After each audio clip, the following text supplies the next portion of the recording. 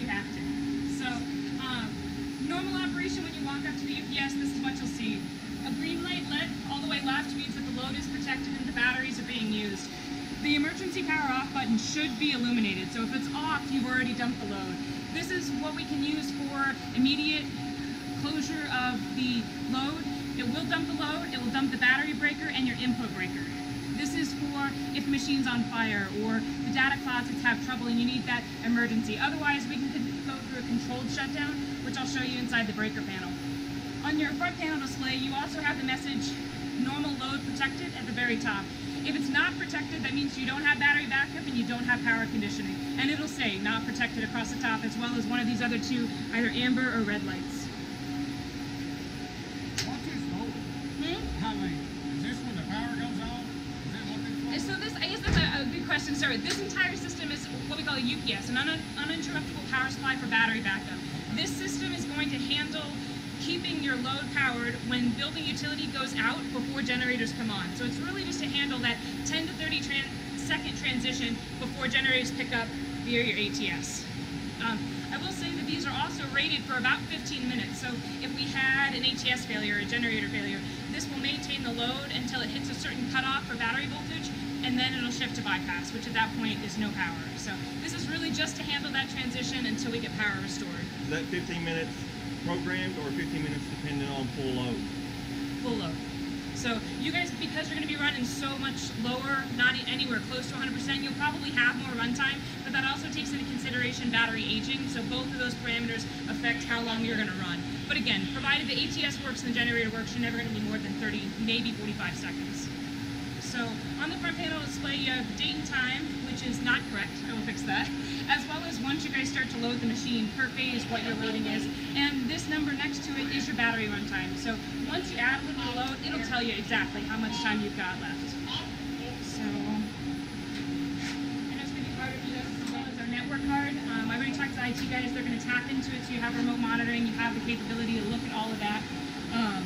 Very next breaker down on your left-hand side, Q1 and Q4S, those are your input breakers.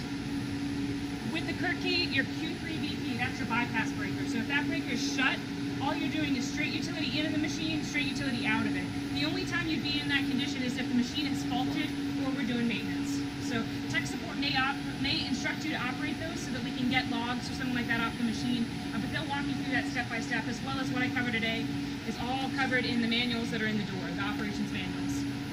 So at the very bottom, you have your Q5N. That's your true UPS output breaker. So your UPS input, output, and bypass breakers.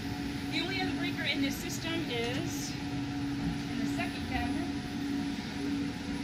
I don't know if you guys can really see, but that's your battery disconnect. Batteries in here? Yes. So you have 20 large cell batteries. As many of you know, this system's been sitting here on site for a little while, so the batteries are going to take a little bit longer to charge to that first charge. We recommend replacement every 3 to 5 years, but we can come in and individually test each cell to let you know how they're going. There is no individual battery monitoring. It's either charger on or charger off. So that is one of the things to continue to watch for, particularly through the preventative maintenance, which we can give you a readout of either semi-annually or annually. So that preventative maintenance would be the only way you guys knew for sure until you had battery failure, is that preventative maintenance, because we're going to come in, actually use this tester, and I'm going to test each individual battery cell, and that'll give me a readout of not only voltage, but internal resistance. So, like I said, unfortunately on this system, all you guys know is if they work or they don't work until we come in and check them.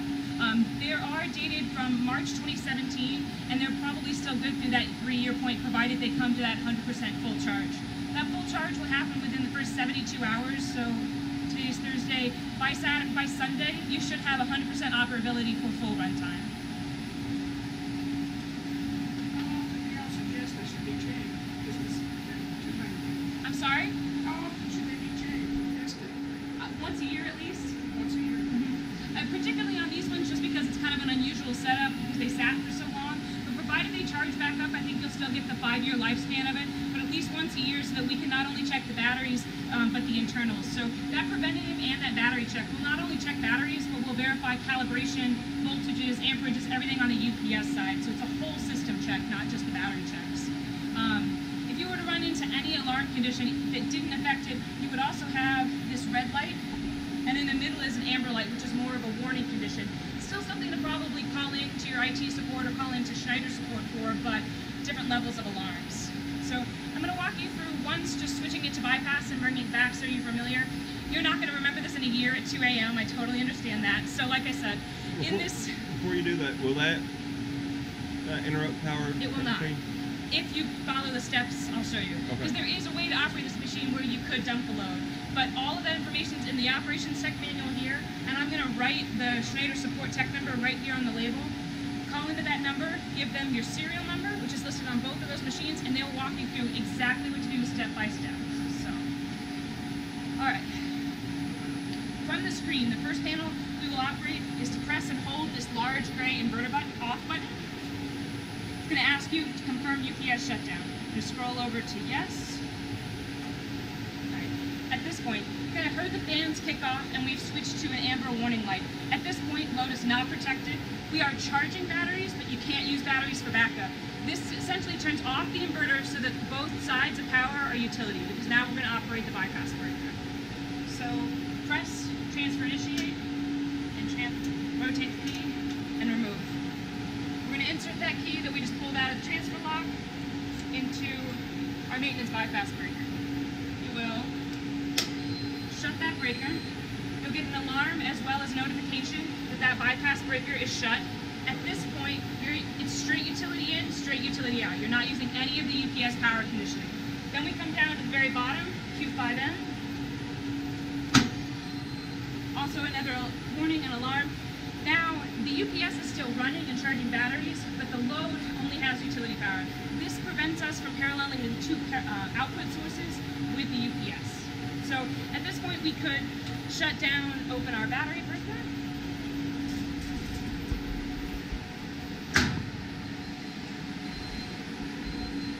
Opening the battery breaker will bring in a red light because that's a very abnormal condition for the UPS. There's two main parts, the UPS and the battery. So you'll see that alarm come up. And at this point, open Q4S and Q1. As you can hear, all the fans have died down. The machine is still supplying power to the output distribution panels on the far right side of the room. That power is coming straight into this breaker and straight back out your output distribution.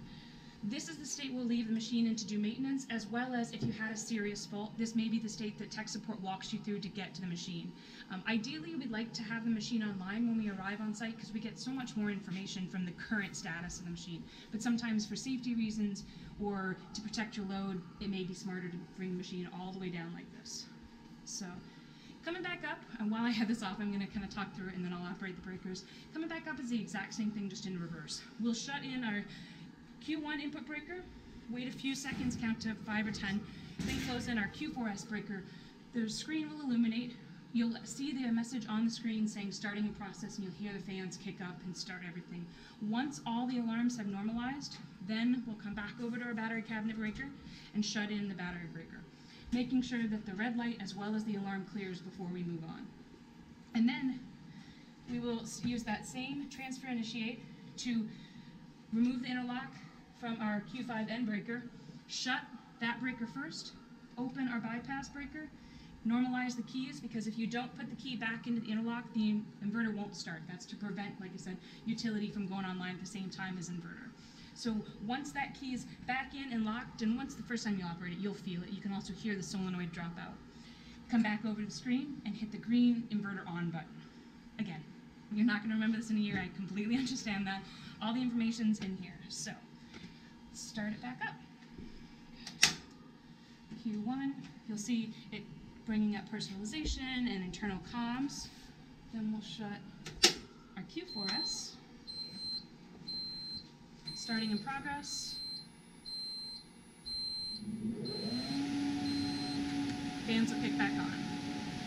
The three alarms you have right now are your battery breaker open, your bypass shut, and your output open, because those are abnormal conditions for the machine. Come back over.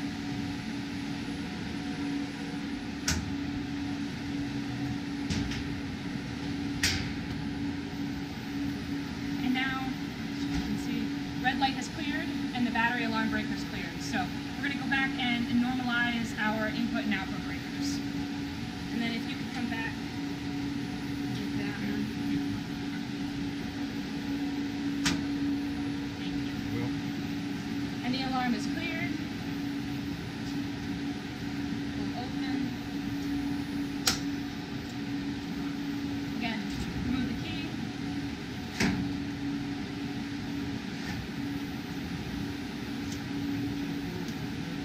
Heard it lock. Come back over. Press the.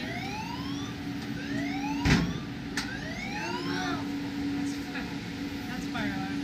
We'll turn that back on.